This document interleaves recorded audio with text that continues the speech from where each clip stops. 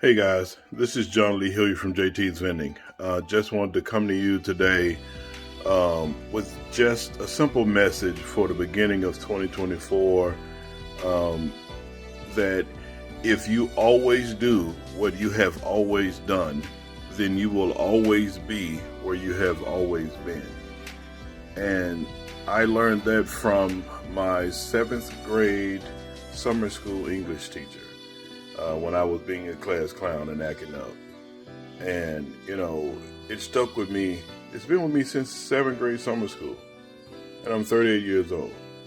And, years ago I started, rethinking about all the things and the mistakes that I made. And I had come to realize that that phrase stuck with me because it made sense then. I just didn't want it to make sense.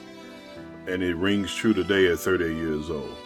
If you always do what you have always done, then you will always be where you have always been. Except for now, it applies to real life, and I truly understand it a lot more than I did when I was in 7th grade summer school. And that's essentially saying good or bad, guys. So if you're doing a budget and you're being intentional with your personal finances, that's great. It's going to work out. Continue to be slow and steady and invest. And if you're on the opposite end and you're not doing anything and you go, well, you YOLO, or you only live once, or it'll work out, or I got it, it'll be good, or I'll figure this stuff out when I get more money, or I'll figure my finances out when I get older. I got time. If you always do what you have always done, then you will always be where you have always been. So I'm telling this to you guys now.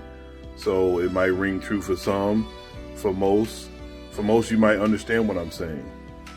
And for those who don't, it'll come to you. When life happens to you, you'll understand then. So guys, please be intentional about this year, 2024, your personal finances. And it may take you the next 12 months to get out of debt or to get an emergency fund.